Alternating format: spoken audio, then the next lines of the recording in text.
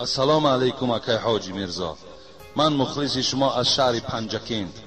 از شما خواهش دارم سوال مرا جواب درست گویید. مادر من همراه همسر من جنجال داشت. من آمدم، یکی در قهر و غضب به من گفت اگر بالای این 3 زن دیگر نمیگیری از گناهت نمیگذرم. مادر خوب بود است. خب یا راضی نیستم، من مبلغ ندارم که 3 زن گیرم، حال من چی میشده باشه؟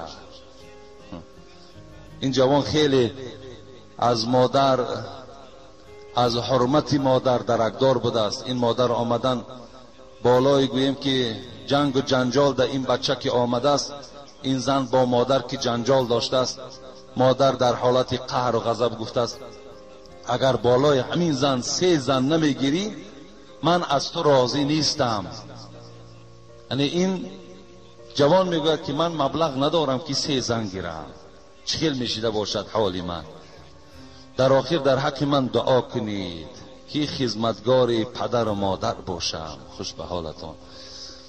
خب میگن که والدین راضی نباشد خدا راضی نیست. با احترام، یک نفر مخلص اشدی شما از شهر پنجکی. در اصل رضاگی پروردگار در رضاگی پدر و مادر است. حبیب خدا 3 بار چی گفتن؟ رغم انفه رغم انفه رغم انفه. خار باد، ذلیل باد، شرمنده باد. کی ای حبیب خدا؟ من ادرک والدیه عند الکبر او احدهما ثم لم يدخل الجنه. حبیب خدا گفت کسی که در دنیا پدر و مادر دارد آنها را راضی نمی کند، شرمنده باد، خار باد، ذلیل باد. کسی که در دنیا پدر و مادر را خدمت نمی کند، کسی دعای پدر و مادر را نمی گیرد. بسیار است این گونه جوانها هم. جوانای عزیز، همون بایزیده که این گبر در ایمان او قائل شده بود، میگد وقتی مادرش دبیرستان برد، مکتب برد پیش استاد، بعدا میگوید حضرت بایزید آدم خداداد اولیاء الله، میگد وقتی که استادش درس تفسیر میگذشت آمد به سوره لقمان، و سوره لقمان رسید که در سوره لقمان آیت در رسید که ووصينا الانسان بوالديه حملته امه وهنا على وهن وفصاله في عامين ان اشكر لي ولوالديك الي المصير. همین آیت از لقمان، حضرت لقمان، از آیتی گویم از سوره لقمان استاد بایزید تعلیم داد. گفت ای استاد چی معنا دارد این آیت؟ گفت الله میگوید سپارش میدهم شما را این که این مادرهایی که امروز در 60 و 70 رفتند، امروز قوت برداشتن دیگر نه آب دارن و نه خنکی و گرمی دارن، اینها را احترام کنید، اینها را خدمت کنید، زیرا که اینها در حالتی که شما را تولد کرده بودند بی نهایت عذاب کشیده بودند. الله همینه در سوره لقمان خبر داد و وصینا الانسان بوالدیه حملته امه وهنا علی وهن و فصاله فی عامین. 2 سال دیگر تو را شیر داد، خواب نکرد، عذاب کشید. در همون گهواره که گویم زیرش پخته های با دستش میکنجید ملایم در اوتره میخوابید و خودش در بالای همون پلسی قاق خواب میکرد.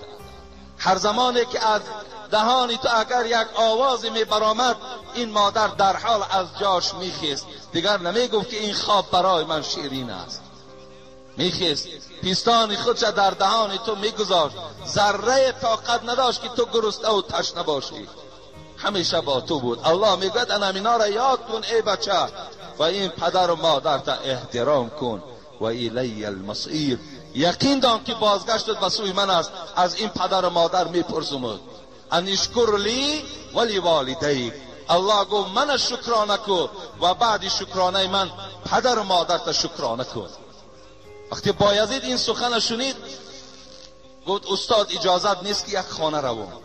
بایزید مادر پیر داشت، آمد میگوید کتاباش زیر کش و گفت مادر گفت الحال یک آیت خواندم که مرا دیگر در همون حجره نشستند دیگر طاقت نماند. گفت چی خواندی؟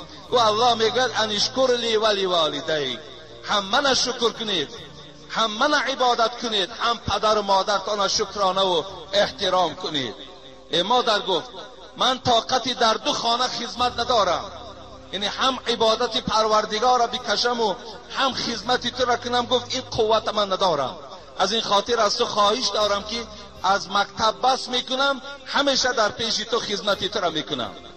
مادر گفت بچم گفت من که مادر تو هستم، من از خدمتهای تو راضی هستم، تو را در راه خدا بخشیدم، رو گفت در راه خدا خدمت کن.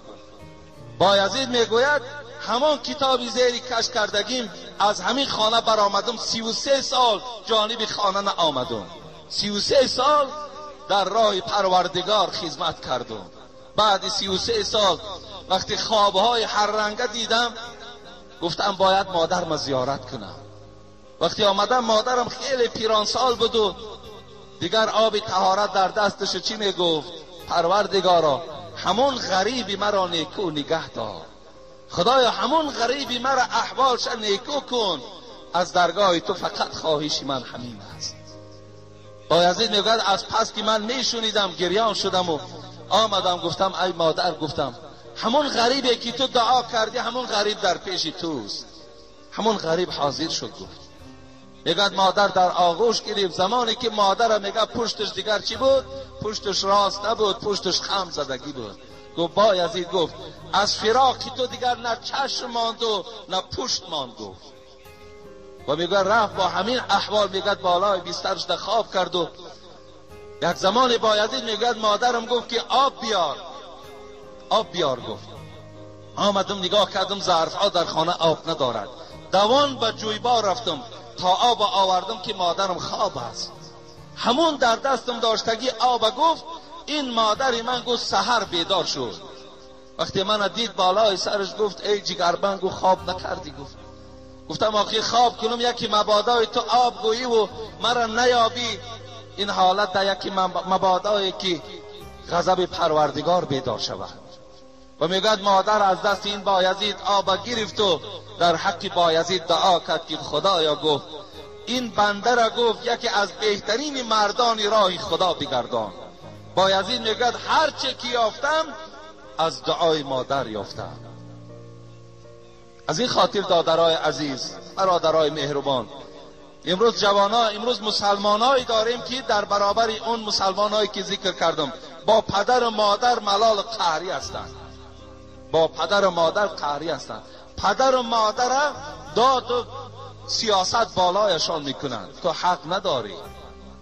الله در قرآن ولا تقل لهما اف ولا تنهرهما، تو بنده خدا حقوق نداری که وزنین ترین دردی که در وجود تو پیدا می شود وقتی پدر و مادر بالای سر تو آیند تو اوف گویی، این ده حق نداری.